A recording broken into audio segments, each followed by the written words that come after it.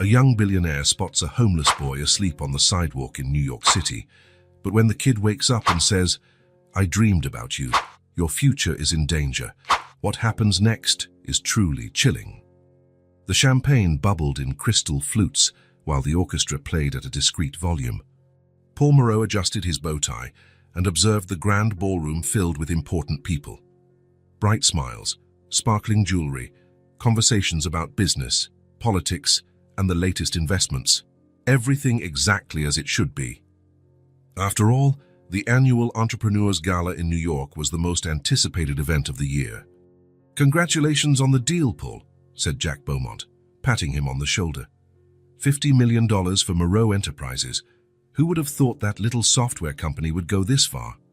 Paul forced a smile, nodding his head. Indeed, who would have thought? Not even he, 30 years ago, imagined his life would take this turn. "Thank you, Jack. It's not finalized yet, but things look promising. And your retirement plans? Are you finally going to buy that yacht you always wanted?" The question hung in the air. Paul took a sip of champagne to gain time. A yacht, a house in the Hamptons, trips around the world. That was the full package, wasn't it? The dream everyone there shared. "I'm still thinking about the possibilities," he answered vaguely. Jack was called over by another guest, and Paul seized the chance to slip away. He walked to one of the huge windows overlooking the city lights. New York at night was a spectacle, with the Hudson River reflecting the bright points of light like a broken mirror. Paul looked at his reflection in the glass. A 58-year-old man, carefully trimmed grey hair, an impeccably tailored suit, and a face that still held a bit of youth despite the lines time had drawn. A successful man, as everyone there liked to say. So why couldn't he shake off that feeling of emptiness? His phone vibrated. It was an email from Thomas Laurent, his partner for over 20 years, with the latest updates on the company's sale. "Everything proceeding as planned," the message read. "Swiss Tech is preparing the final paperwork." Another confirmation that his professional life was perfect. The company he had built from scratch was about to be sold for an amount that would ensure comfort for the rest of his days. The biggest deal of his life. Paul put his phone away and looked at his watch. Nearly midnight. The party would go on for a few more hours, but he had already done his social part. He had greeted the important investors, exchanged friendly words with competitors, and been photographed by business magazine journalists. His presence was no longer required. He quietly said goodbye to a few closer acquaintances and made his way to the hotel lobby. The receptionist called a cab, but Paul waved it off. "It's a nice night. I'll walk for a bit." The fresh October air greeted him as he stepped outside. The temperature was mild for that time of year, and the sidewalks were not as empty as he'd expected. Small groups of tourists were still snapping pictures of historic buildings, and a few couples were leaving restaurants arm in arm. Paul loosened his bow tie as he walked unhurriedly. His apartment was about 20 minutes away, in one of New York's most exclusive neighborhoods. With each step he took, he felt the weight of the day fading, but not the emptiness that had settled in his chest for how long now? Years, maybe. The truth was too inconvenient to admit even to himself. Paul Moreau had everything money could buy, and none of what truly mattered. He had been without a wife for almost a decade, ever since Claire decided she could no longer handle being married to a workaholic. No children, something they had both postponed until it was too late. Friends. He had contacts, acquaintances, business partners, people who respected him for the value of his signature, not for the man he was. At some point, he had traded genuine connections for networking links, life stories for success stories, love for professional admiration. Paul stopped at a crosswalk, waiting for the signal to change. Across the street, an elderly couple walked hand in hand, laughing at some private joke. Something about that simple scene made his chest tighten. That was what he lacked, someone to share the small joys, the accumulated memories, the comfortable silence. The light changed, and Paul crossed. He was now in a less busy area. The elegant storefronts had given way to more modest establishments, many already closed for the night. He usually didn't pass through there, but his aimless walk had taken him off his usual route. That was when he saw him, Under the awning of a closed store, a small shape huddled on pieces of cardboard. At first, Paul thought it was just a pile of blankets or abandoned bags, but as he got closer, he realized it was a child, a boy, no more than 6 or 7, slept curled up in a coat far too large for his frail body. Next to him, a worn backpack seemed to contain all his belongings. His face, partially visible, had delicate features, but the skin was pale and dirty. Paul froze, stunned by the scene. The contrast was too jarring. He was coming from an event where a single bottle of champagne cost about a month's rent, and here was a child sleeping on the street. A few yards away, a restaurant was closing its doors. Well-dressed employees walked out, laughing and talking, passing by the boy as if he were invisible. No one stopped. No one even looked.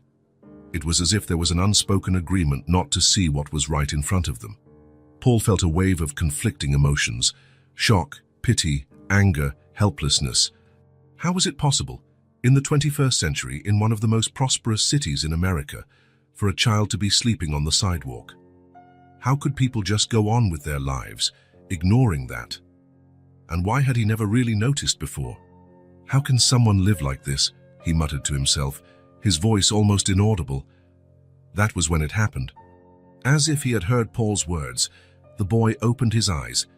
It wasn't Paul's movements that woke him, nor any noise from the street. It was almost as if something had alerted him, a sixth sense that made him wake up at that exact moment. His eyes, an intense blue that contrasted with the dirt on his face, stared straight into Paul's. There was no fear in that gaze, nor the usual confusion of someone just waking up. It was a fully alert look, aware, and somehow too old for a child. Paul felt a chill.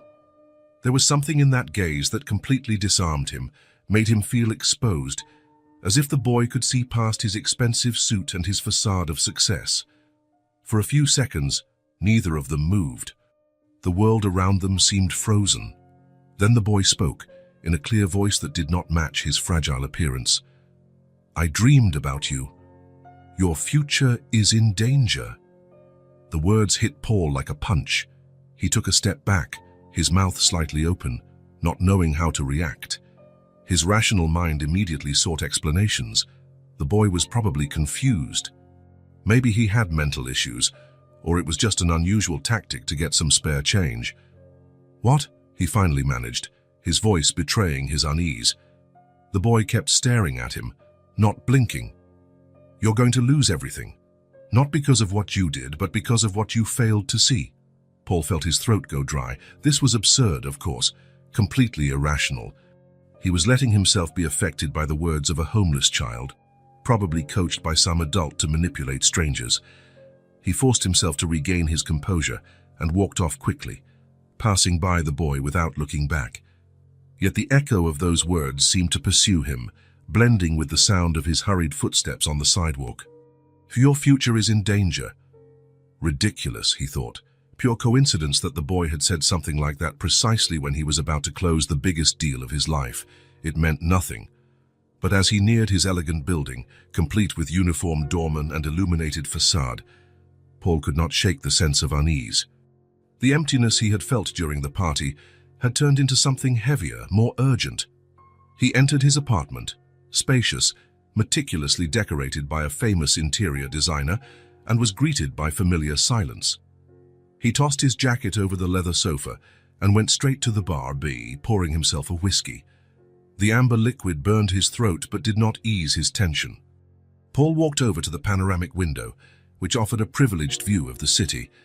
Down below, New York carried on its nightlife, indifferent to his concerns. How many children like that were sleeping on the streets at this very moment? How many homeless people had he passed by without noticing all these years? It was strange how he had never really stopped to think about it before. The phone rang, interrupting his thoughts. It was Thomas again. "Paul, sorry to call so late, but I just got a message from Swiss Tech. They want to move up the final meeting to the day after tomorrow. Apparently, another group is interested in buying." "Another group? I thought we had exclusivity." "We did, but something changed. I don't know the details yet, but it's not necessarily bad. It could even raise their offer." Paul nodded, although Thomas couldn't see him. "All right. We'll talk tomorrow at the office. Sure, how was the gala? Same as always, Paul replied. Nothing new? He hung up and looked back out the window. For some reason, the boy's words surfaced again in his mind. Not because of what you did, but because of what you failed to see. What wasn't he seeing? Paul shook his head, trying to push those thoughts away. He was just tired, letting himself be carried away by the melancholy that sometimes overcame him late at night. Tomorrow, in the light of day, everything would go back to normal. He would once again be Paul Moreau, the successful businessman about to close the biggest deal of his life. But as he got ready for bed, the image of those blue eyes still haunted him. And as hard as he tried, he could not rid himself of the sense that something important had changed that night, something that went far beyond meeting a homeless boy. Sleep did not come easily, and when it finally did, it was restless and filled with confusing dreams in which he ran through corporate building mazes, chased by a shadow he could never see, while a child's voice echoed, "Your future is in danger." The alarm rang at 6 sharp, as it did every day. Paul opened his eyes, feeling the weight of a poorly slept night. He had tossed and turned for hours, pursued by uneasy dreams he couldn't fully remember upon waking. Only fragments lingered, a labyrinth, a pair of blue eyes, a sense of urgency. He sat on the edge of the bed and rubbed his face. His large, elegant bedroom caught the first rays of sunlight through the slightly open curtains. Everything was in perfect order, as always. There was no reason for the discomfort that had followed him since the night before. A homeless kid, that's all it was, he murmured to himself, getting up to begin his morning routine. Under the hot shower, Paul tried to organize his thoughts. Today would be a big day at Moreau Enterprises. The Swiss tech team would send the preliminary documents for the acquisition, and he needed to be alert to every detail. $50 million didn't just fall from the sky every day. He dressed with his usual care, a light blue shirt, a dark gray suit, a discreet tie. His reflection in the mirror was the same as ever, the successful businessman, confident, in control of everything. It was reassuring to see that on the outside, at least, nothing had changed. In the kitchen, he made a strong cup of coffee and grabbed an apple from the fruit bowl. He wasn't very hungry. As he ate, he checked his phone messages. Several work emails, a few social media notifications he rarely bothered with, and a text from Thomas.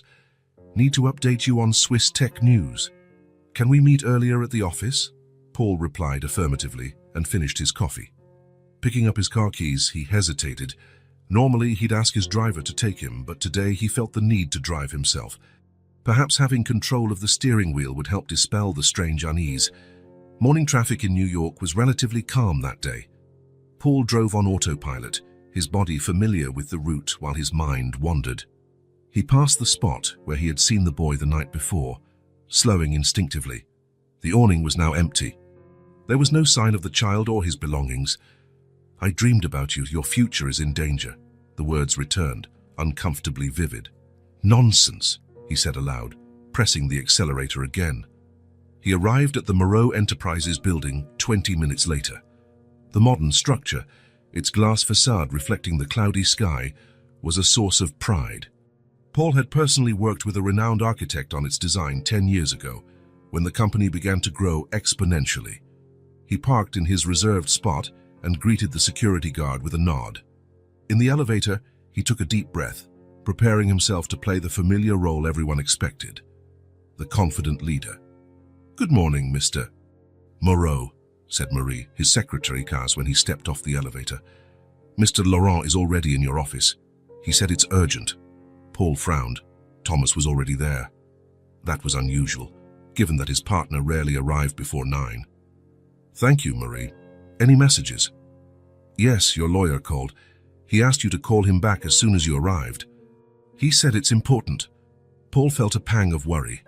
Philippe Dubois, his personal attorney for nearly 20 years, wasn't one to cause unnecessary alarm. "I'll talk to Thomas first, then I'll return his call." He walked down the wide corridor, greeting employees who were already arriving.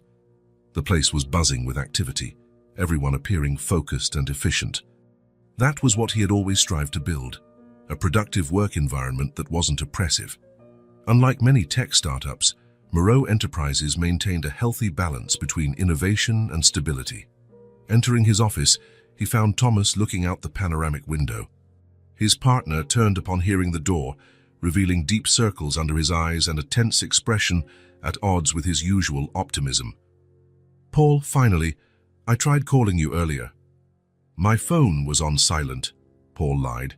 He had actually ignored some calls while driving, lost in thought. "What happened?" "You look like you haven't slept." Thomas ran a hand through his graying hair, a nervous gesture Paul rarely saw. "It's Swiss Tech. I got a call last night, after I spoke with you. They want to renegotiate some terms of the deal." "Renegotiate? What time did they call?" "Around 2 in the morning. Apparently, they're in a different time zone and didn't care much about local hours," Thomas said with a shrug. "Anyway, the point is, they're asking for an additional clause that would give us less control over the transition of the team." Paul sat at his desk, trying to process this information. That's unusual at this stage of the negotiation. They had already agreed to the original terms. "Exactly what I told them, but apparently something internal came up and made them reconsider." Paul was about to respond when his phone rang. It was Marie, telling him Philippe was on the line. "Thomas, I need to take this call." "We'll continue this discussion in a moment." Thomas nodded and left the office, leaving Paul alone with his increasingly uneasy thoughts. He picked up the phone, trying to keep his tone neutral. "Philippe, good morning." "Paul, sorry to bother you so early, but we have a problem." Philippe's voice sounded tense, without his usual formalities. "I received the preliminary documents from Swiss Tech last night and spent the night reviewing them. There's something wrong." Paul felt a tightness in his stomach. "Define wrong." "There's a flaw in the documentation for the company's sale." Philippe paused, as though carefully choosing his next words. "Someone is trying to manipulate you, Paul." The lawyer's words struck Paul like a physical blow.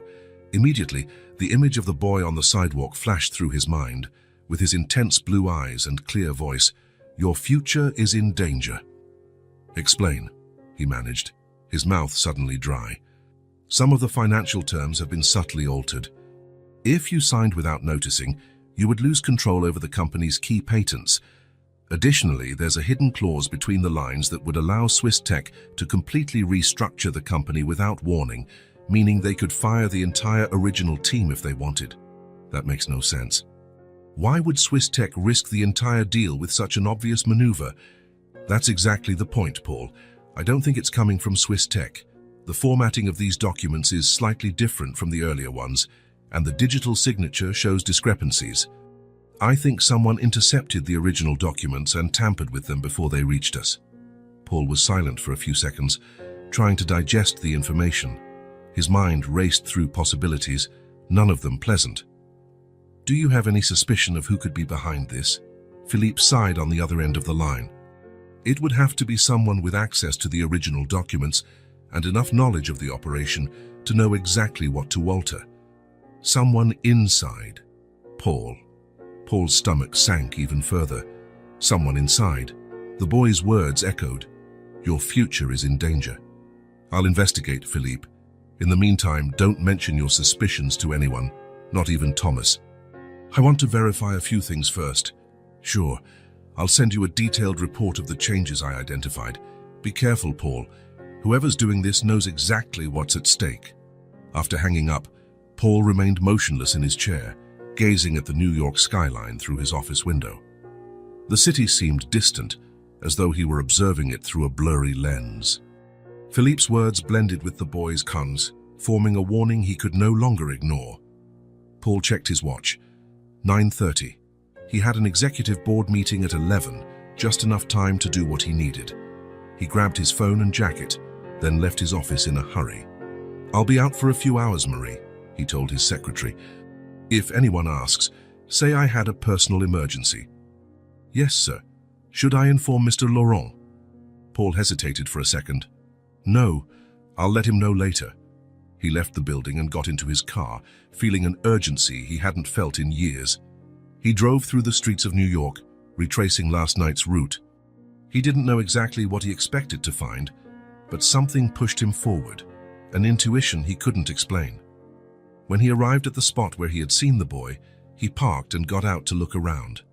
The area was busier in the daytime, with people rushing around paying no attention to him. The awning where the child had slept was empty, just as he'd noticed earlier. Paul walked the sidewalk carefully, observing nothing. Perhaps it really had been a coincidence, just a random encounter with a homeless kid, and his already anxious mind about the company sale had turned it into something more significant. He was about to give up when he spotted a small figure sitting on the steps of a church across the street. Even from a distance, he recognized that oversized coat and worn backpack. Paul hurried across, nearly getting hit by a cyclist who shouted at him in annoyance. As he approached, he saw it was indeed the same boy. In daylight, he looked even more fragile and younger than Paul had imagined. The child was eating a piece of bread, watching the pigeons gathering around him, hoping for crumbs. He seemed completely absorbed until he noticed Paul's presence. His eyes rose slowly, that same intense, unsettlingly observant blue. For a moment, neither spoke. Paul, a businessman used to leading meetings and impressing investors, suddenly had no idea what to say. The boy was the one who broke the silence. "You came back?" he said simply, without surprise in his voice, as if he'd been expecting him. Paul nodded, sitting a respectful distance away on the same step. "You told me something last night, about my future." The boy kept feeding the pigeons, but his eyes remained fixed on Paul. "My name is Ethan," he said, ignoring Paul's comment. "Nice to meet you, Ethan. I'm Paul." "I know who you are," Ethan responded, with a seriousness that seemed out of place in someone so young. "That's why I had the dream." Paul felt a shiver run through him. The coincidence was too unsettling. "What dream exactly?" Ethan finished his bread and wiped the crumbs from his hands onto his worn pants before answering. "It was strange. I didn't know you, had never seen you before. But in the dream, I knew it was you." He paused, frowning as if trying to remember key details. "I saw you crying alone. Everything you built was in ruins. But the betrayal came from someone close." The words hit Paul like a punch. They matched disturbingly well with what Philippe had said. "Someone inside, Paul." How do you know that?" he asked, unable to hide the disturbance in his voice. Ethan shrugged, a surprisingly adult gesture. "I just know sometimes I have dreams like that. My mom used to say it was a gift, but out here on the streets, people think I'm crazy." He looked at Paul with a disconcerting intensity. "Do you think I'm crazy?" "No," Paul answered, surprised by his own sincerity. "I don't think you're crazy, but I don't understand how this is possible." "I don't understand it either," Ethan admitted, "but I know it's true. Someone you trust is going to betray you if you're not careful." Paul felt the weight of those words. It was absurd to believe in a child's predictions, but the coincidences were too many to ignore. And now, with Philippe's warning, "How long have you been on the streets, Ethan?" The boy thought for a moment. "I'm not sure, since my dad disappeared." "It's been a long time. And your mom?" "She died when I was little," Ethan replied, his tone too neutral for such a painful subject. It was the tone of someone who had long accepted an irreparable loss. Paul felt a wave of compassion. He had problems, yes, but nothing compared to what this child had faced in such a short life. "Are you hungry?" he asked, realizing that tiny piece of bread was probably not enough. Ethan hesitated, then nodded. There was pride in his eyes, but also the practical acceptance of reality. "Let's get something to eat, and you can tell me more about this dream," Paul suggested, standing up. As they walked toward a nearby cafe, Paul couldn't stop thinking about Ethan's and Philippe's words. The betrayal came from someone close. Someone inside. Paul.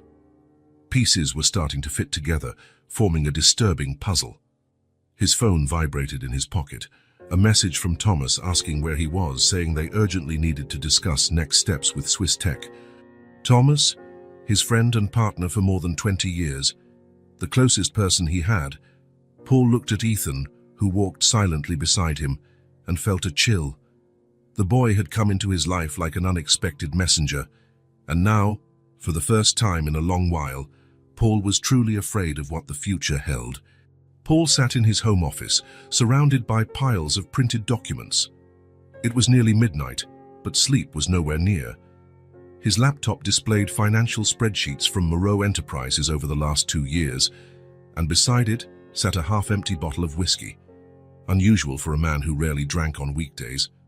3 days had passed since meeting Ethan and receiving Philippe's call. 3 days of suspicious glances, cautious conversations, and quiet investigations. Paul now saw his company, his creation, with new eyes. What was once his refuge had become a maze of secrets. He picked up his phone and reread Philippe's message. "I managed to track the source of the alterations in the documents. They were made using internal company credentials. Anyone with executive-level access could be responsible." Paul sighed, taking another sip of his drink. The circle of suspects was small but painful to consider. Thomas Lawrence, his partner for 2 decades. Marie Fontaine, his secretary who knew every detail of his operations. Claude Renoir, the CFO who held all the company's numbers in his hands. A few other trusted executives who had helped build Moreau Enterprises from the beginning. Someone he trusted was behind this. Paul turned his attention back to the computer screen. He was reviewing quarterly financial reports, comparing them with raw data he had secretly requested from the accounting department. The discrepancies were subtle, almost imperceptible, but they were there. Small transfers to consultancy accounts, slightly inflated project expenses, rounded figures that, over time, added up to a considerable amount. "How did I not notice this before?" he murmured, rubbing his tired eyes.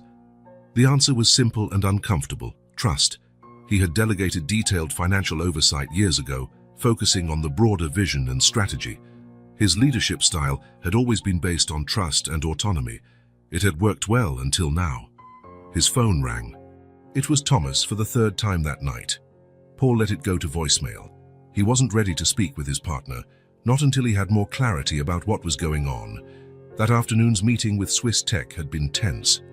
Paul had rejected the tampered documents, citing legal inconsistencies that needed reviewing without mentioning his real suspicions.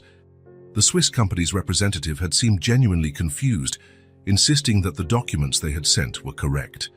The situation reached a stalemate, with a promise of new paperwork in a few days. Thomas questioned his decision as soon as they left the meeting. "What's going on, Paul?"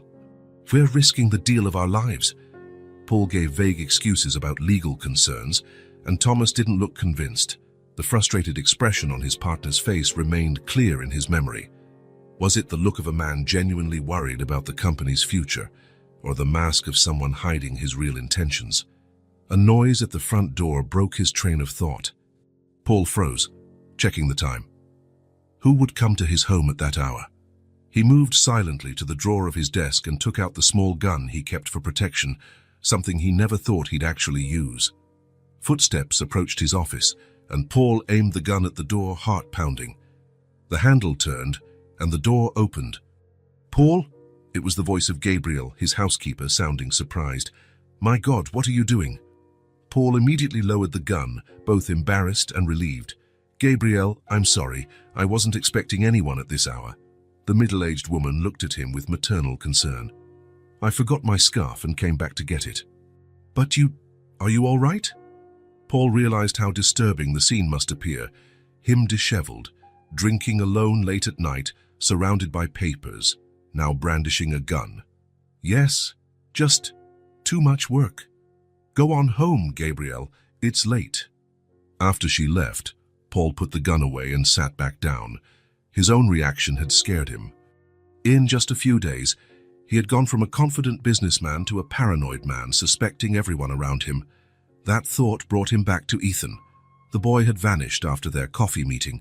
Paul had taken him to a children's shelter, promising to come back the next day, but when he returned, they said Ethan had left during the night. No one knew where he was. Part of Paul felt relieved. The child was a constant reminder of something he preferred not to think about, that there was more to life than balance sheets and business deals, that kids slept on the streets while he hoarded millions. But another part missed the brutal honesty of those blue eyes. Paul closed the laptop. He needed professional help, someone from the outside who could analyze the situation objectively, not part of the company's circle of trust. The next morning, after a few hours of restless sleep, Paul drove to a discreet office in New York's commercial district. The building lacked the grandeur of Moreau Enterprises. It was an older, tastefully restored building, but without ostentation. Lucas Mercier greeted him in a spacious room overlooking the Hudson. A man in his early 40s with a neatly trimmed beard and sharp eyes, Lucas was one of the most respected forensic auditors in the country. He had worked on high-profile cases, uncovering complex corporate fraud through unconventional methods. "Mr. Moreau, it's an honor to meet you," Lucas said, indicating a chair. "Though I wish it were under different circumstances." Paul nodded as he sat. "I appreciate your discretion. As I mentioned over the phone, I need an independent and confidential analysis." "You'll get it," Lucas assured him. "Did you bring the documents I asked for?" Paul handed him a folder and a flash drive. "Here are the official financial reports from the last 2 years, along with raw data I collected separately. I've also included copies of the tampered sale documents and the original communications with Swiss Tech." Lucas quickly skimmed through the folder before speaking. "To be clear, you believe someone inside your company is embezzling funds and tried to manipulate the sale for personal gain?" "Exactly, and I need to know who be before confronting anyone." Lucas nodded thoughtfully. "I understand your concern. Powerful people don't like being investigated, especially when they have something to hide. I'll need a few days to go through all this." "How long, exactly?" "At least 3 days. I have some proprietary algorithms that can spot patterns in large volumes of financial data, but even the best tools can have trouble finding conclusive evidence in sophisticated fraud." Paul felt a twinge of frustration. "I need answers, Mr. Mercier. The company's sale is on the line, and so is the future of hundreds of employees." The auditor looked at him gravely. "I'll do my best to find them, but keep in mind whoever is doing this is smart and careful. That's how they've stayed hidden for so long." That observation hit Paul hard. For how long had this been happening right under his nose? What else had he missed while he was focused solely on big numbers and prestige? After leaving Lucas's office, Paul decided to drop by the company. Despite it being Saturday, he knew he would find a few people working, including Thomas Aixu, who always spent a few weekend hours getting ahead. Stepping into the Moreau Enterprises building, he greeted the weekend security guard and headed straight for his floor. The office was almost deserted, just a few programmers who preferred the quiet Saturday hours to code.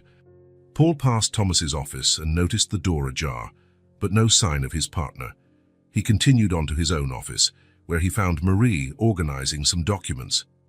"Mr. Moreau," she exclaimed, surprised. "I didn't expect you today." "I wanted to get a head start on a few things," he replied vaguely. "Is Thomas around?" "He was here earlier, but he left about an hour ago." "He said he had a personal appointment."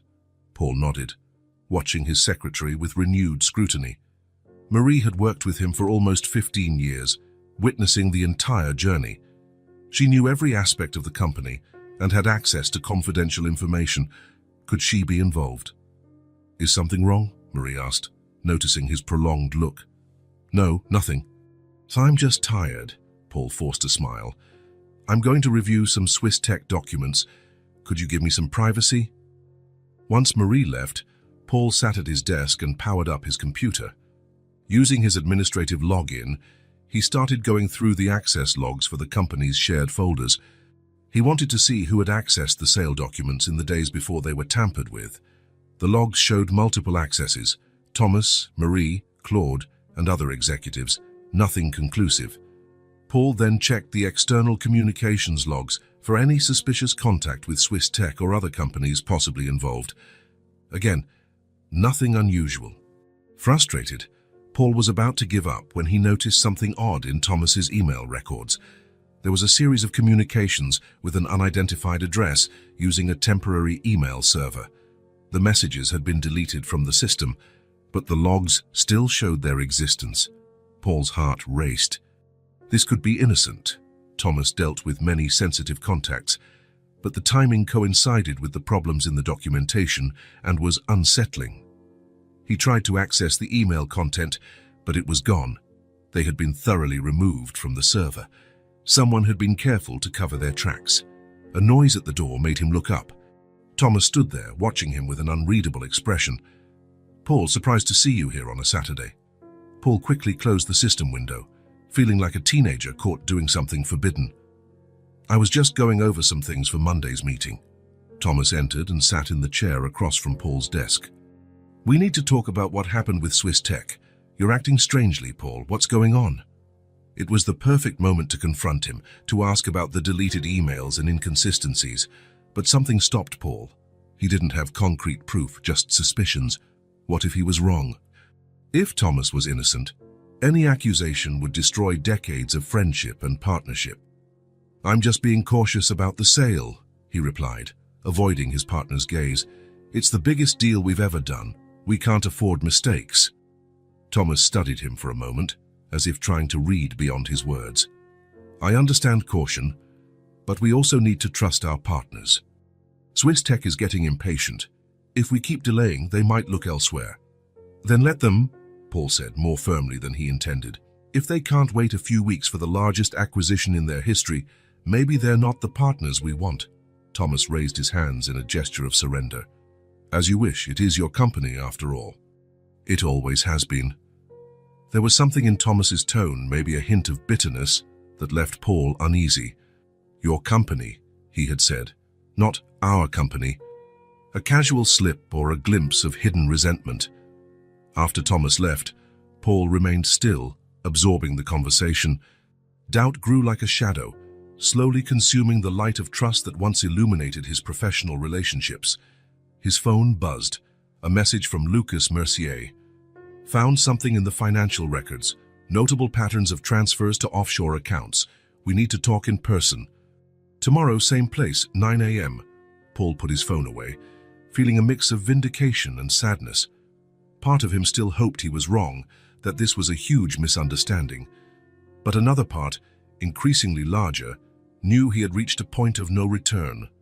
Leaving the building, Paul decided to pass once more by the place where he had found Ethan. Without much hope, he wandered the nearby streets, looking into corners and under awnings where homeless people often sheltered. That was when he saw him, sitting on a park bench, watching pigeons as before. Paul approached quietly, not wanting to startle him. "You disappeared," Paul said as he sat down next to the boy. Ethan shrugged, not seeming surprised by his appearance. "I don't like shelters. Too many rules, too many questions." Paul nodded, understanding more than he cared to admit. Ethan was like him in many ways, preferring freedom, despite its risks, over security that came with obligations. "I found some things out," Paul said after a moment's silence, "about what you warned me." "You were right to be concerned." Ethan looked at him with those intense blue eyes again. "It's someone you trust, isn't it? Someone close." "How do you know that?" Paul almost whispered. "I just do," Ethan replied, turning his attention back to the pigeons. "Sometimes the people closest to us are the ones we fail to see clearly." The profound simplicity of that statement hit Paul. For years, he had focused on the horizon, on big goals, losing the ability to see what was right in front of him. "What should I do?" The question slipped out before he could stop it. A successful businessman asking a homeless child for advice. The absurdity of the situation did not escape him. Ethan seemed to consider the question seriously. The truth always comes out, but the longer you wait, the more it costs. As Paul watched the boy, he realized the doubt he felt now was different from the paranoia of the past few days. It was a focused doubt, one that pushed him to act rather than paralyze him. Tomorrow he would learn what Lucas Mercier had found. Then, at last, he would start unraveling the web of lies someone had spun around him. As the last light of day faded on the horizon, Paul and Ethan left the park together. A businessman and a homeless child, bound by circumstances neither could have foreseen, walking side by side through the streets of New York as though following an invisible path toward a truth that promised to be as liberating as it was painful. Early dawn light filtered through the windows of Paul's apartment as he dug through an old cardboard box. He had spent the night awake after his conversation with Lucas Mercier, which confirmed his suspicions. Someone had been systematically siphoning off company funds for nearly 3 years, small amounts at first, increasing gradually once the scheme proved successful. Now, Seated on the floor of his guest room amid yellowed photographs and old documents, Paul searched for answers in his past. The box, unopened for years, contained memories of Moreau Enterprises' early days. He picked up a framed photo, him and Thomas much younger, standing in front of a tiny office space with a makeshift sign, Moreau and Laurent Software Solutions. Confident smiles, long hair, faded jeans. The year was 1992, and they were two newly graduated friends with big dreams and a modest loan. "How did we get here?" he murmured to himself, running a finger across the image. In those early years, they worked 16-hour days, shared sandwiches when money was tight, and celebrated every small contract like a major victory. Thomas had always been the brilliant programmer, while Paul had a knack for sales and strategy. They complemented each other perfectly. Another photograph showed their first team of employees 5 years later. 8 people gathered in a bigger, more professional office. Marie was there, newly hired as an administrative assistant. So young and enthusiastic, she eventually took on more responsibilities until she became his executive secretary and right hand. A worn leather folder caught Paul's eye. Inside was the original partnership agreement he and Thomas had drawn up, with help from a lawyer friend who only charged them a few beers for his services. The terms were simple, an equal split of profits and responsibilities, but there was a handwritten note in the margin. In the event of the partnership's dissolution, intellectual property remains with the original developer. Paul frowned. He had never paid much attention to that clause. At the time, it made sense. Thomas did most of the coding, so it was fair he keep the rights if something went wrong. But now that line seemed to carry a different weight. The company's key patents, the ones Swiss Tech was so interested in, would belong to Thomas if the partnership ended. He sifted through more papers, finding the contract with their first major client, a small accounting firm that needed a custom system. That project had put them on the map, leading to bigger contracts. Claude Renoir joined soon after as a financial consultant. Paul found a photo of him at the 1999 Christmas party, a serious man in a suit, looking out of place among casually dressed programmers. Claude had helped organize the company's chaotic finances during its growth phase and eventually became CFO. Always detail-oriented, always correct, or so Paul had believed. He continued digging, lost in memories. A local newspaper article announced the Innovation Award they had received in 2005. A thank you letter from the mayor of New York for the internship program for disadvantaged youth that the company had set up. Small trophies from company bowling tournaments, concert tickets he'd seen with Thomas, employees' birthday cards. One set of photos caught his attention, the inauguration of the current company headquarters 10 years ago. A triumphant moment, the imposing building symbolized everything they had achieved. In one of the images, Paul was cutting the ceremonial ribbon, surrounded by local dignitaries and the press. Thomas stood a few steps behind him, smiling, but there was something in his eyes that Paul had never noticed before, an expression that now seemed more ambiguous. It was around that time that dynamics began to change. As the company grew, Paul took on more of the CEO role, the public face of the firm, while Thomas focused on the technical side, away from the spotlight. At the time, it seemed natural, a division of labor based on their talents. But had that been the start of some hidden resentment? Paul grabbed the album from the company's 20th anniversary party 4 years ago. The photos showed a grand event at a luxurious hotel, hundreds of guests, emotional speeches. He remembered publicly thanking Thomas for his partnership, but now he realized that for a long time, their partnership had turned into something more hierarchical. The company was called Moreau Enterprises, not Moreau and Laurent. When had that happened? At the back of the album was an envelope with the speech he had prepared for that night. Rereading it now, Paul noticed how many times he referred to himself, my vision, my company, my dream realized. Thomas was almost an afterthought, a valuable contributor, not an equal co-founder. Paul closed the album, a heaviness in his chest. How had he not seen it before?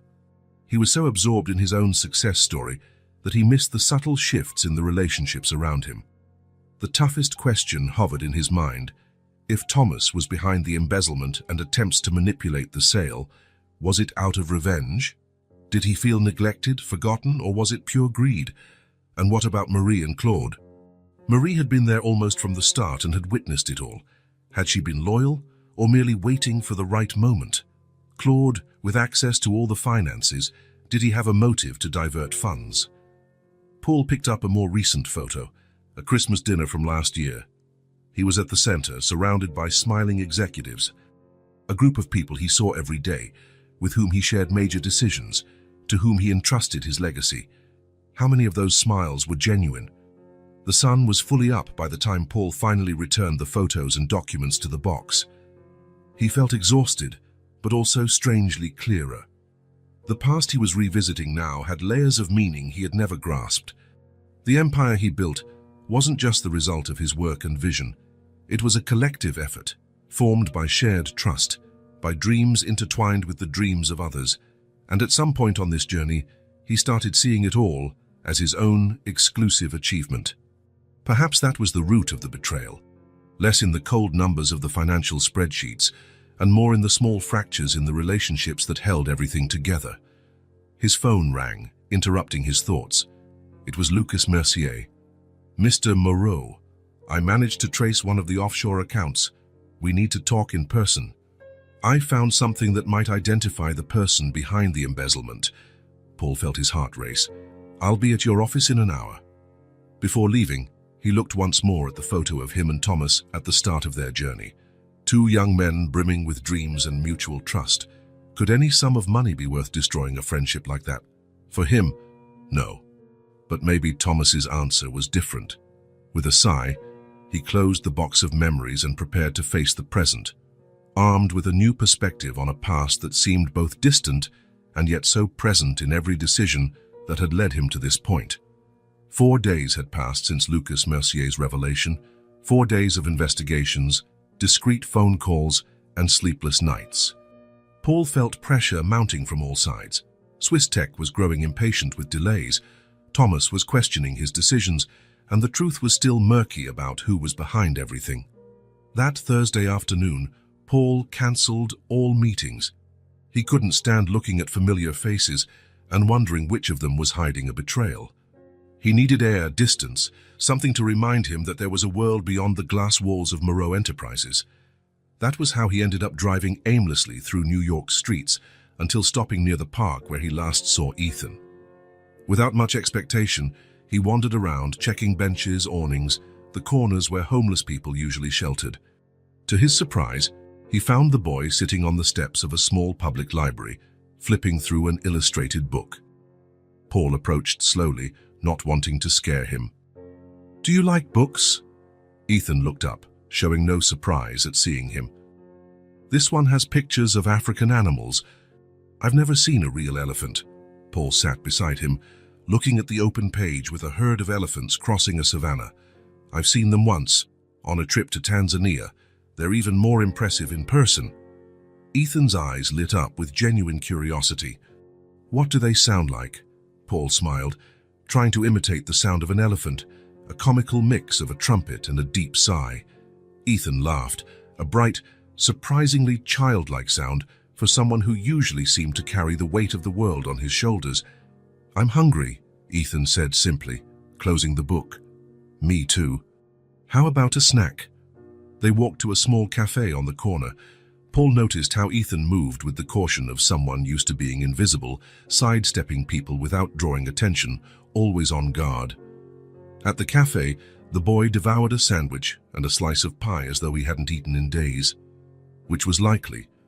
Paul patiently waited for him to finish before trying to talk. "Have you always lived on the streets?" Ethan took a sip of hot chocolate before answering. "No.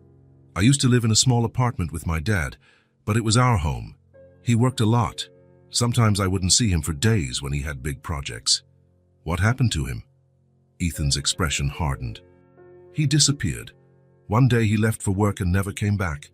I waited alone in the apartment for 3 days, until the landlord came looking for rent and realized I was there by myself.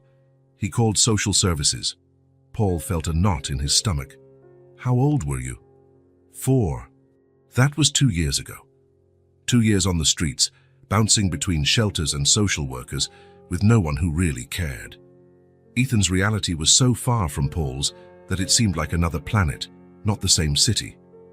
"And your mom?" "She died when I was a baby. Dad said she was beautiful and smart. She had blue eyes like mine." Paul looked at those eyes, truly extraordinary in their intensity and color, seeming to carry a wisdom far beyond Ethan's 6 years. "Your dad never mentioned any other relatives? Anyone who could take care of you?" Ethan shrugged. "My mom's family was from Germany. I never met them, and my dad said his parents had died. It was just us two." "Do you remember where your dad worked?" Ethan furrowed his brow in concentration. "It started with an M, I think. He had an access card with a blue and white logo." The Moreau Enterprises logo. Paul felt a chill run through him. It could be a coincidence, of course. There were several tech companies in New York whose names began with M and used blue, but he couldn't shake the feeling there was more to this story. "Would you mind spending the afternoon with me?" Paul tried to keep his tone casual. "We can go to the zoo. They have some African animals there, not elephants, but they do have giraffes and zebras." Ethan's eyes widened. "I've never been to the zoo." The afternoon that followed was surprisingly light for Paul. For a few hours, he forgot corporate betrayals, the millions at stake, the constant pressure. Instead, he focused on explaining to Ethan the differences between zebra species, buying him blue cotton candy, just walking alongside a child who marveled at things most kids took for granted. At the primate exhibit, they stopped to watch a gorilla family. The dominant male sat imposingly, while the youngsters played under the mother's watchful eyes. "If I had a family like that, I'd never leave," Ethan said quietly. Paul looked at him, noticing the sadness lurking beneath the surface. "Do you think your dad left by choice?" Ethan was silent for a moment. "No. He loved me. I know that. Something bad happened to him." The certainty in the boy's voice was unsettling. Paul placed a hand on his shoulder, a gesture that felt both natural and strange. He couldn't recall the last time he had any meaningful physical contact with someone. "I promise I'll find out what happened to your dad." The words left his mouth before he could think, but he felt they were the right thing to say. Ethan looked at him with open gratitude. Late in the afternoon, they sat on a park bench, eating ice cream.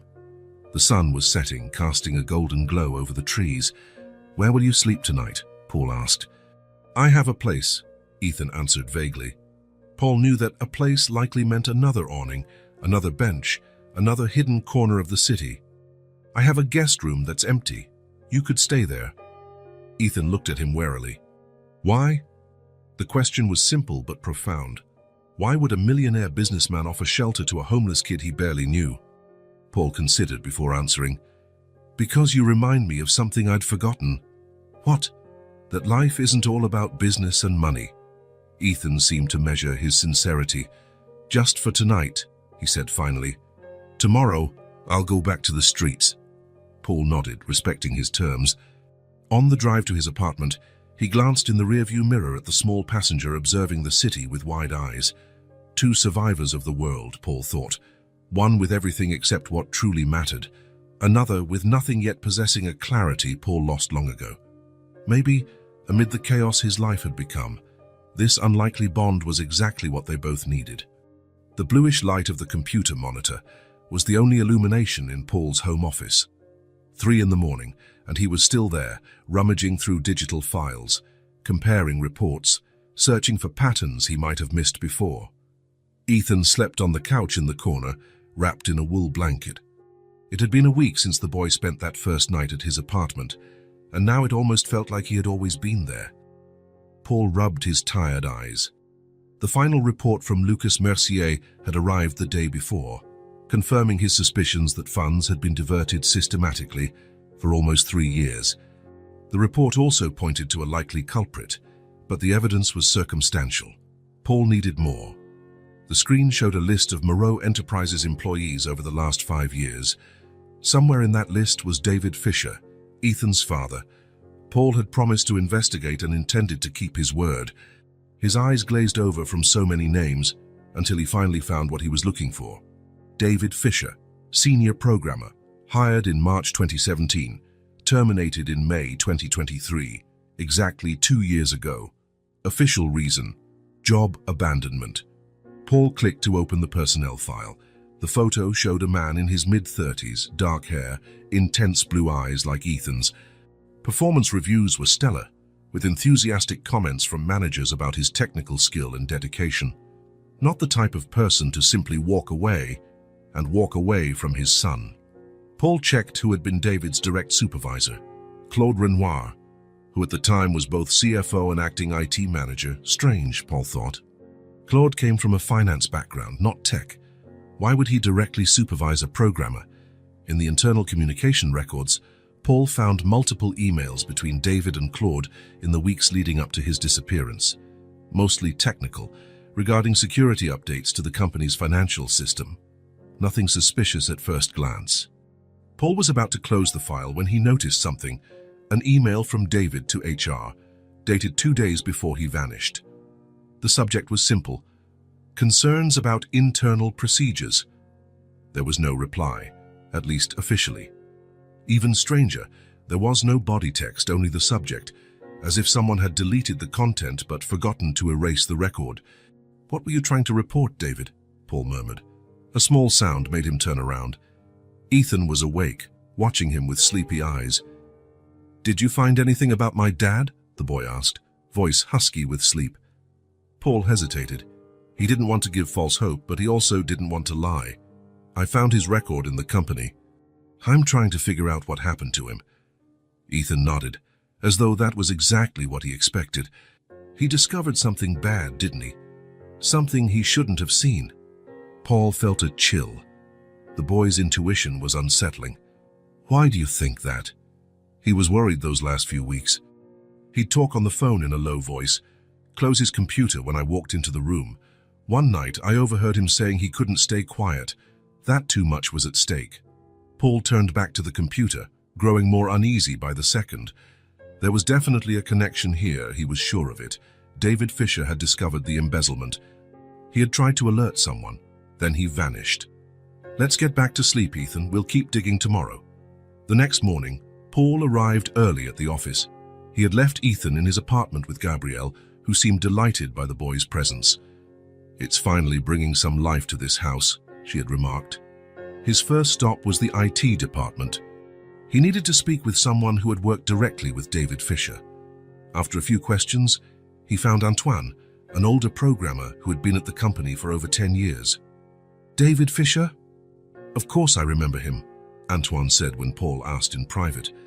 "One of the best programmers we ever had. We were all shocked when he just stopped showing up. Didn't you find it odd? He didn't seem like the kind of person to abandon a job without explanation." Antoine glanced around, as though checking if anyone could hear. "We did find it odd. David was dedicated, meticulous, and he had a little boy he took care of on his own. Some of us even tried to look for him. We went to the police here, but they said it was a voluntary disappearance and there wasn't much they could do." Paul felt his stomach sink. "What was David working on in the weeks before he disappeared?" Antoine hesitated. "He was doing an internal audit of the financial system, a routine check as far as I know, but he started acting strange after that. Seemed nervous, worried. Did he mention finding anything?" "Not directly, but once. He said there were inconsistencies in the records that didn't make sense. I thought he was talking about bugs in the system." Paul thanked Antoine and returned to his office, the puzzle pieces slowly falling into place. He needed to access the specific work David had been doing before he vanished, but he suspected those files wouldn't be easy to find. Instead of confronting Claude or Thomas directly, he decided on another approach. He called Lucas Mercier. "I need you to help me access some security logs from 2 years ago. Specifically, I want to know what a programmer named David Fisher was looking at before he left the company." "That might be tricky, Mr. Moreau. It'd be easier with a warrant." "We don't have time for that, Lucas. I think there's a connection between the embezzlement and this employee's disappearance." There was a pause on the other end of the line. "I have a contact in the cybercrime unit. Maybe he can help us quietly. No promises." Paul spent the rest of the morning avoiding Thomas and Claude, claiming he had off-site meetings. Instead, he combed through the physical archives in the company's basement, where older documents were stored. It was there that he found an old folder stamped Project Eagle. He had never heard of this project, which was strange given he knew about all major initiatives. The folder contained technical documents related to financial system security, dated 3 years earlier, right before the start of the fraud Lucas had detected. On the last page was a list of names, the team assigned to the project. David Fisher was there, along with 2 other programmers who had since left, and one surprising name, Thomas Laurent, listed as supervisor. But Thomas hadn't been involved in low-level technical projects for years. Why would he be directly involved here? Paul took photos of the documents with his phone and left discreetly. Returning to his car, he received a message from Lucas. "I found something. Come to my office immediately." When Paul arrived, Lucas Mercier seemed agitated. On his computer screen were logs from Moreau Enterprises' system. "My contact recovered these access records from 2 years ago. Your employee David Fisher was accessing specific financial files in the weeks before he disappeared," Lucas explained, pointing to the screen. More importantly, he copied some of those files to an external device 3 days before he was last seen. "Which files?" "Transaction records for offshore accounts. The same accounts I identified in my investigation, used for the embezzlement." Paul felt a surge of adrenaline. David had discovered the fraud, tried to blow the whistle. Then, "There's more," Lucas continued. "We found logs from the company's main server on the night David Fisher was last seen. Someone using administrative credentials accessed his profile and then deactivated it." "Who?" Lucas turned the screen so Paul could see more clearly. "It was done using Claude Renoir's credentials." Paul felt as though the floor had disappeared beneath him. "Claude? The always proper, meticulous, loyal Claude Renoir? Are you sure?" "Absolutely. And there's more. I cross-referenced the fraud dates with the logs of who was accessing the financial system. Each time, Claude was logged in. He had the technical knowledge, the access, and the authority to do all this without raising suspicion." Paul recalled years of working with Claude, the man who organized the company's finances, who always seemed dedicated and honest. He had never suspected him, maybe because Claude stayed in the background, quietly efficient, never seeking the spotlight. "And Thomas?" Paul asked, still reeling. "What's his role in all this?" Lucas frowned. "I found no direct evidence of his involvement, but that doesn't mean he isn't involved. Claude could be acting alone or working for someone," Paul finished. "Exactly. We should be very careful now, gather more evidence before we act." Paul nodded, feeling the weight of a truth that was starting to emerge. "What happened to David Fisher?" he asked quietly. Lucas sighed. "I can't say for sure. All we have are computer logs. But given the circumstances, he might have been silenced," Paul said, feeling a chill at the thought of Ethan, waiting in his apartment for news about his father. On the drive home, Paul navigated in autopilot, his mind swirling with turmoil. The truth was close, but still cloaked in shadows. Claude was clearly guilty of the embezzlement and likely knew what happened to David Fisher. But was he acting alone, or was he just a pawn in a bigger game? When he arrived, he found Ethan and Gabriel sitting at the kitchen table, drawing together. The domestic scene, so different from the chaos he was facing, gave Paul a moment of clarity. "Gabriel, could you leave us alone for a bit?" Once they were alone, Paul sat next to Ethan. "I found out some things about your dad," he said carefully. "He was an honest man, Ethan, and very brave." The boy's eyes, that same intense blue as his father, locked onto Paul's.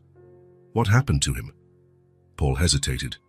How to explain to a 6-year-old that his father had likely discovered fraud and been, fired, threatened? Worse.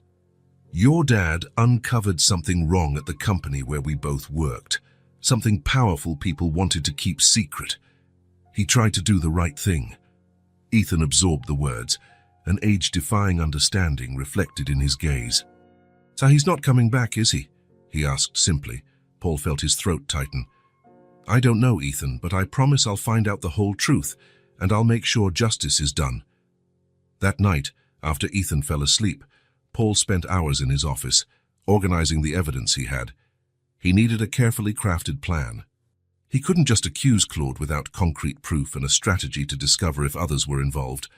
He spread a large sheet of paper on his desk and began mapping connections, dates, and proofs. In the center of the diagram, two names, Claude Renoir and David Fisher. Between them, a question mark representing the mystery yet to be fully unraveled. As the night wore on, Paul worked meticulously, analyzing and positioning each piece of information. His businessman's instinct, accustomed to complex negotiations and strategies, was now directed toward a different mission, uncovering a conspiracy that had happened inside his own company, under his own nose. When dawn broke, Paul had a plan.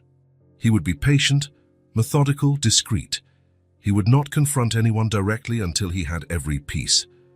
The truth was close, and he would reach it, no matter how long it took or how painful it might be. For Ethan, for David Fisher, and for everyone who trusted him, Paul would not rest until every shadow was brought into the light of truth. The rain had been pouring non-stop for hours, turning New York streets into liquid mirrors reflecting the city lights. Paul watched the droplets slide down the windows of his office, waiting for the last employee to leave the building. It was nearly midnight on a Friday, and he was finally alone. The past few days had been a delicate dance of appearances. By day, he maintained the facade of normalcy. Meetings, decisions, carefully calculated smiles.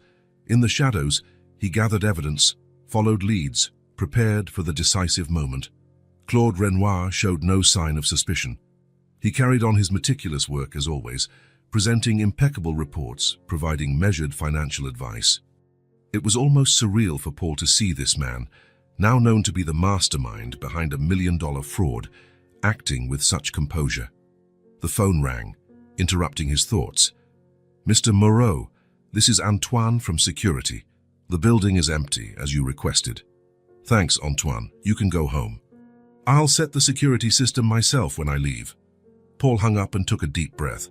It was time. He headed to the finance department, using his access card to enter Claude's office. The place was as impeccably organized as its occupant, almost obsessively neat and nothing out of place. With the information Lucas Mercier had given him, Paul accessed Claude's computer. The CFO was meticulous in nearly every way. But he had one weak point, reusing the same password format across multiple systems, changing only one digit at the end. Lucas had uncovered this pattern. Paul quickly found what he was looking for, a hidden folder containing records of transactions parallel to the official books. For years, Claude had diverted small amounts from various projects, never enough to raise immediate red flags, but cumulatively forming a considerable fortune. But there was more, something Lucas hadn't found. A subfolder simply labeled DF. Paul clicked on it, feeling his heart pound. Inside were dozens of files, all related to David Fisher, saved emails, activity reports, even discreetly taken photos. Claude had monitored David systematically in the months leading up to his disappearance, compiling a virtual dossier. Then came the final blow, an audio file dated the day David disappeared. Paul hesitated before clicking. Part of him didn't want to know, wanted to keep at least a shadow of doubt about what really happened, but it was too late to turn back. The recording began with muffled voices, which then became clear. Claude and David, arguing heatedly. "I know what you're doing," said David's voice, tense but firm. "I found the records of the offshore transactions. You've been diverting money for years." "Impressive," Claude replied, his voice oddly calm. "No one else has noticed. You really are talented, David. I'm going to report this to Paul Moreau. He deserves to know what's happening in his own company." A dry laugh from Claude. "Paul is too busy being the public face to notice anything. Besides, why would he believe you over me?" "Because I have proof." A long silence. Then Claude's voice, now icier. "Think about your son, David, little Ethan. He only has you, right? It would be a shame if something—" "Are you threatening me?" David's voice trembled for the first time. "I'm offering you an alternative. Enough money for both of you to start a new life somewhere else, far from here, far from trouble." "I don't want your dirty money." "Then what do you want, David? To be a hero. Heroes rarely live to tell their stories." The recording cut off abruptly. Paul sat frozen, a wave of nausea hitting him. It was worse than he imagined. "Not just fraud, Cess. But blackmail, threats, maybe worse. He copied all the files and left quickly, leaving no trace of his presence. The rain had stopped by the time he got home, but the cold he felt came from within. Ethan was asleep in the guest room, which had effectively become his own. Paul stood in the doorway watching the child. In the past few days, he had grown genuinely fond of the boy. It was not just guilt or obligation, it was something deeper, more instinctive. "Why aren't you sleeping?" Ethan asked suddenly, eyes open. Paul smiled slightly. The kid had an uncanny sixth sense. "I was working late." "Go back to sleep." "Did you find anything about my dad?" The direct question caught Paul off guard. He hesitated, unsure how much to reveal. "Maybe. But we should talk in the morning, when we're both rested." Ethan sat up in bed, suddenly alert. "I haven't slept well since he disappeared. I want to know the truth, even if it's bad." Paul entered the room and sat on the edge of the bed. The boy's determination, so similar to his father's, broke through his defenses. "I found evidence your dad discovered wrongdoing in the company. Wrongdoing some powerful people wanted to hide." Ethan nodded slowly. "He was worried in those last weeks, always checking if the windows were locked, if someone was following us. I thought he was imagining things." "Why didn't you tell me this before?" The boy lowered his gaze. "Because it wasn't by chance that I found you that night." Paul felt a chill run down his spine. "What do you mean?" "I'd been following you for days," Ethan confessed. "Ever since I saw your photo in the newspaper talking about the company sale, I recognized the name, Moreau Enterprises. That's where my dad worked." Paul felt as though the air had been sucked out of the room. Ethan's appearance in his life had a purpose. The boy continued. "My dad left a letter hidden under the floorboards of our apartment. He said if anything happened to him, I should find Paul Moreau. He said you were a good man who would help, but when I finally found you, I got scared. What if you were part of the problem? What if you knew what happened to him?" Tears now slid down Ethan's cheeks. Paul felt a lump in his throat. "That's why you said my future was in danger. You wanted to see my reaction." Ethan nodded. "And also because I really did have that dream.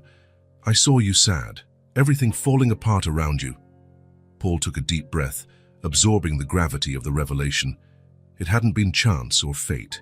David Fisher, somehow foreseeing danger, had left a final lifeline for his son and for Paul. "Do you still have that letter?" "No. The landlord threw everything out when we lost the apartment. I tried to go back for it, but it was too late." Paul felt a renewed sense of responsibility. His duty now extended far beyond saving his company. It was about justice for David, a future for Ethan, and making amends for failing to see what had happened right under his nose. "Tomorrow we'll find out exactly what happened to your dad. I promise." The next morning, Paul cancelled all his appointments and took Ethan on a special mission. Their first destination was the boy's old address, a modest building in a middle-class neighborhood. The landlord, a middle-aged man with a tired expression, looked at them suspiciously. "Apartment 302. "Yeah, it sat empty for a while after that guy disappeared and left rent unpaid. Someone else lives there now." "What about his belongings?" Paul asked. "I stored them for a few months, as required by law. Then I donated what was good and tossed the rest. Were there any documents, important papers?" Paul insisted. The man scratched his head. "Maybe. Can't remember exactly. Waiter, I think I kept one box of papers in the storage room, just in case. You never know when someone might claim it." The storage room was a damp, poorly lit basement. The landlord dug through stacks of forgotten belongings until he found a cardboard box labeled Fisher. "Here you go. Take it, if you really are family." "He's my dad," Ethan said with a firmness that made the landlord step back. Paul thanked the man and generously paid him for the inconvenience, ensuring no further questions. Back in the car, they opened the box eagerly. It contained David's personal documents, birth certificate, college diploma, old contracts, and at the bottom, a sealed envelope addressed to Paul Moreau. With slightly trembling hands, Paul opened it. Inside was a handwritten letter. "Mr. Moreau, if you're reading this, my suspicions were correct, and something happened to me. During the financial system audit, I found significant discrepancies pointing to a systematic embezzlement scheme orchestrated by Mr. Renoir. I tried alerting HR, but my messages were ignored.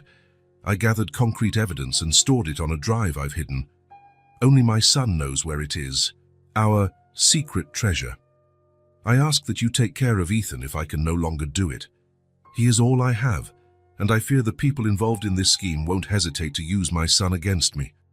I trust your integrity, even though I've never met you personally. David Fisher. Paul looked at Ethan, who had read the letter with him. The secret treasure. Do you know where it is? Ethan nodded slowly. In the park near our home.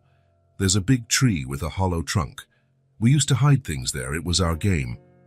The park was small but well maintained. Ethan ran straight to an old oak in the far corner. Paul watched as the boy reached into a natural opening in the trunk, and after a few seconds, pulled out a small object wrapped in waterproof plastic. A flash drive. Back at Paul's apartment, they connected it to the computer. It was password protected. Try your birthday, Paul suggested. Ethan typed in the dates, but no luck. What about your dad's birthday? Nothing. Wait. Ethan suddenly said, try secret treasure. It worked, and the drive opened, revealing dozens of meticulously organized files. David had been thorough, documenting every suspicious transaction, every strange movement. There were screenshots, comparative spreadsheets, even recorded conversations. All pointed to Claude Renoir as the mastermind behind the years-long scheme. But there was also something unexpected, occasional references to an unidentified partner, someone Claude consulted for major decisions. Among the files was a video. It showed David recording himself in his apartment. He appeared tense, frequently glancing off camera as though checking the door or window. My name is David Fisher. I work as a senior programmer at Moreau Enterprises. I'm recording this testimony because I fear for my safety. I've discovered a systematic embezzlement scheme carried out by CFO Claude Renoir. I have compiled all the evidence onto this drive, 518. If anything happens to me, this information should be given to CEO Paul Moreau and to law enforcement. I also note that if I disappear or am found dead, Claude Renoir should be the primary suspect. 519. Ethan, if you ever see this, know that I love you more than anything. Everything I did was for a better world for you. The video ended with David looking directly at the camera, those same penetrating blue eyes his son inherited. Paul and Ethan remained silent for a long moment, both processing what they had just discovered. We need one more piece, Paul finally said. We need to know exactly what happened to your dad. Their next stop was the police station. Paul used his influence to gain access to the file on David's disappearance. The detective who assisted them seemed surprised by the sudden interest in a closed case. There wasn't much to investigate, he explained, flipping through the thin folder. A single man. No signs of violence in his home, no suspicious bank movements. All indications pointed to a voluntary disappearance. Cases like that are more common than you'd think. But he had a 4-year-old son, Paul insisted. What kind of father abandons his child voluntarily? The detective frowned, reassessing the file. That's not listed in the initial report. Were social services involved? I'm the one who called, said a voice behind them. An older officer approached, his face lined by decades of service. I remember that case. Fisher, right? I got an anonymous tip about a child left alone at that address.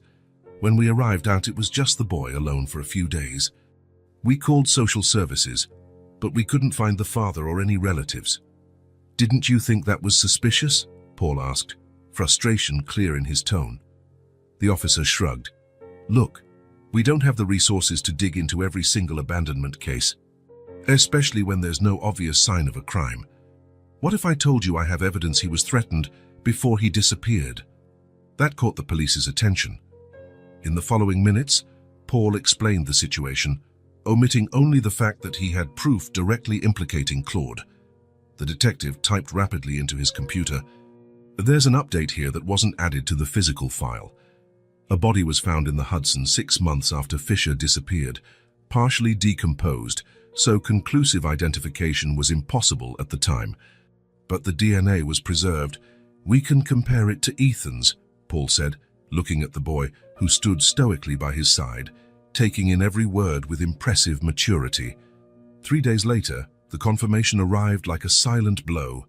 The body in the river was David Fisher. The cause of death listed as undetermined, with notes on possible injuries consistent with violence prior to immersion. Paul watched Ethan absorb the news in his apartment. The boy did not cry. Maybe he already knew, somehow, that his father wouldn't return. "What happens now?" Ethan asked after a long silence.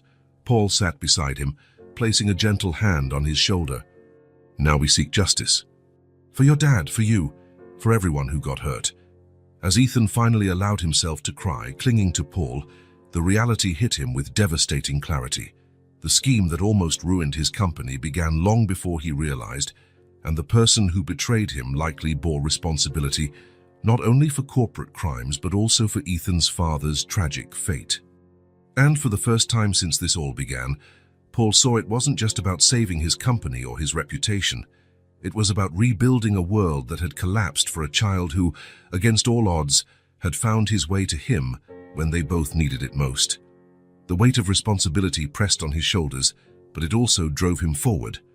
For Ethan, for David, and for the man he wanted to be, Paul would face whatever came next, no matter how painful. The top-floor conference room at Millionaire Enterprises was silent, lit only by the soft glow of the setting sun through the panoramic windows. Paul carefully arranged the documents on the dark wooden table, double-checking everything was in order. The past few weeks had been intense. Secret meetings with investigators, nights poring over files, pieces of a dark puzzle finally fitting together. He glanced at the clock, 6:45 p.m. In 15 minutes, everyone would be there for what he had called an urgent strategic meeting about the company sale. But only Paul knew the meeting's true purpose. Ethan was at his apartment with Gabrielle. Paul had considered letting him attend, but decided to spare him from the confrontation. The boy had been through enough trauma already. The door opened and Thomas Laurent entered, looking tense. "Paul, are we really going through with this sale? After everything that's happened?" Paul kept his expression neutral. "There's a lot to discuss today, Thomas. Let's wait for the others." One by one, the others arrived. Claude Renoir, impeccable as always in his grey suit, Marie, with her usual notepad, Philippe Dubois, the lawyer, and finally, Inspector Leblanc from the Major Crimes Division, whose presence caused surprised, confused looks. "Thank you all for coming," Paul began, remaining standing. "This isn't a meeting about the sales, as you might guess from Inspector Leblanc's presence.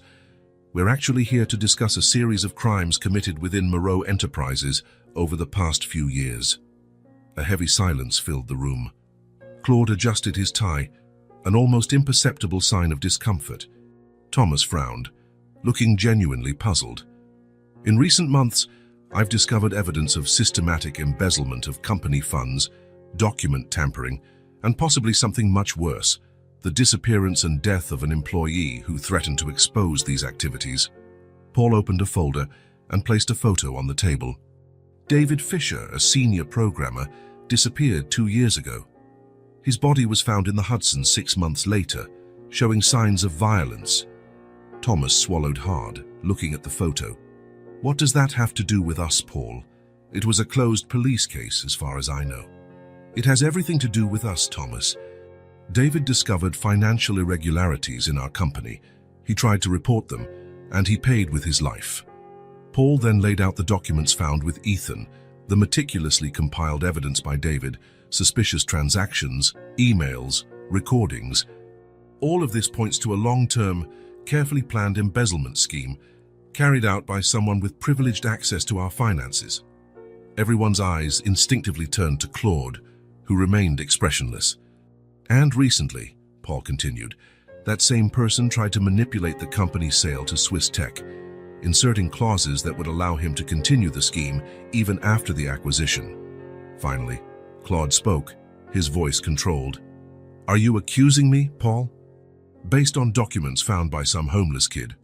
I'm accusing you based on forensic evidence, testimonies, bank records, and your own negligence in hiding your digital tracks," Paul replied, opening another folder. "Inspector Leblanc has a warrant for your arrest, Claude." The silence that followed was shattered by an unexpected laugh. It came not from Claude, but from Thomas.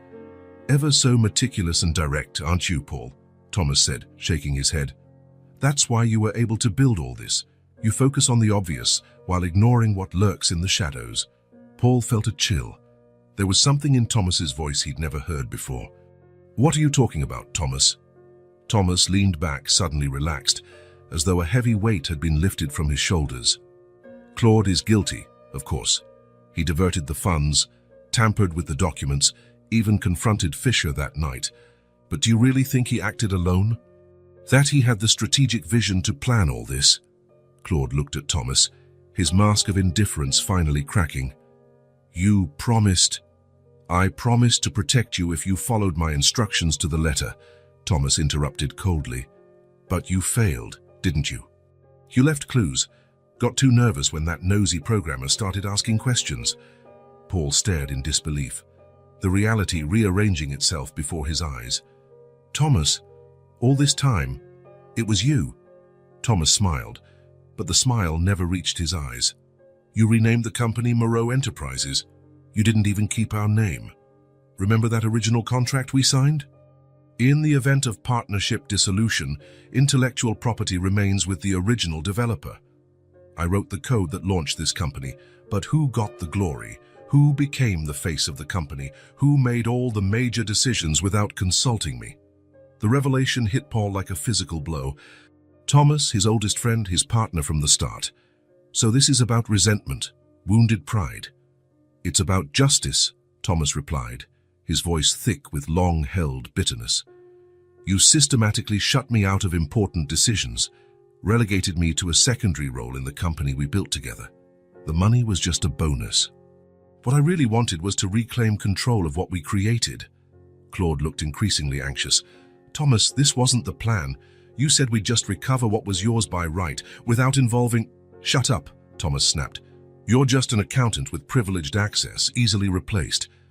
I'm the architect of this entire operation." Inspector LeBlanc, who had been silently observing, finally intervened. "Mr. Laurent, are you confessing to involvement in the financial crimes and the death of David Fisher?" Thomas shot the inspector a scornful look. "Death? I never ordered anyone to be killed." Claude was only supposed to scare him, make him drop the accusation. Whatever happened after that was Claude's initiative. Claude jumped up from his chair, agitated. "That's a lie. You told me to resolve the problem for good. What did you think that meant?" "It meant bribing him, threatening him, maybe even framing him," Thomas replied. "It did not mean killing him and leaving a child orphaned."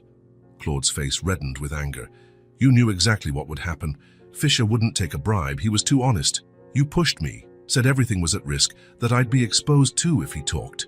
Paul watched the accusations fly back and forth in growing horror. The truth was worse than he had imagined.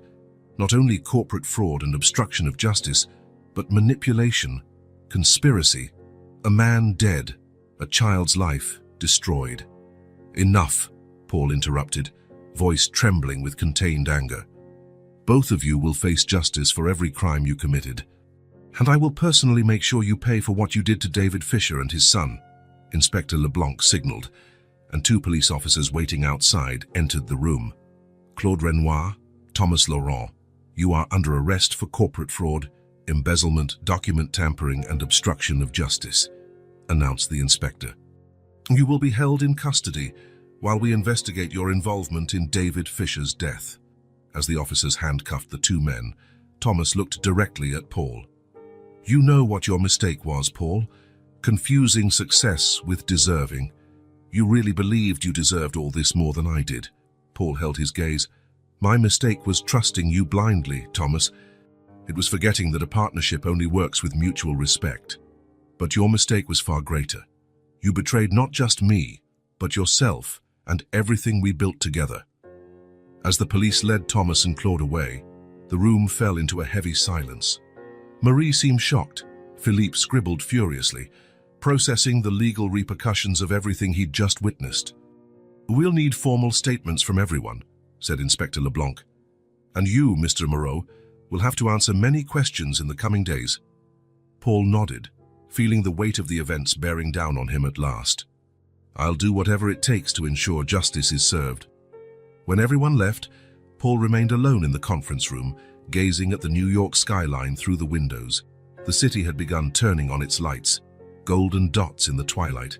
So many intertwined lives, so many stories unfolding at once, most invisible to each other. Like David Fisher's, who died trying to do the right thing. Like Ethan's, forced to survive on the streets with no one to protect him. Like Thomas's, consumed by resentment that grew in the shadows over years, turning friendship into betrayal. Paul picked up his phone and called home. "Gabriel, how's Ethan?" "He's fine, sir. We just finished dinner. He asked about you. Tell him I'm on my way, and that I have news about his dad." On his way home, Paul tried to organize his thoughts. How would he explain to a 6-year-old that his father had been killed for trying to do the right thing? How would he talk about betrayal, greed, and justice without destroying the little faith Ethan might still have in humanity?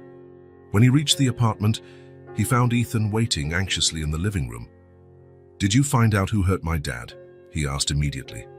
Paul sat next to him on the sofa, choosing his words carefully. "Yes, Ethan. And they were arrested today. They won't be able to hurt anyone again." "Was it the man my dad was afraid of? The one he always talked to in a low voice?"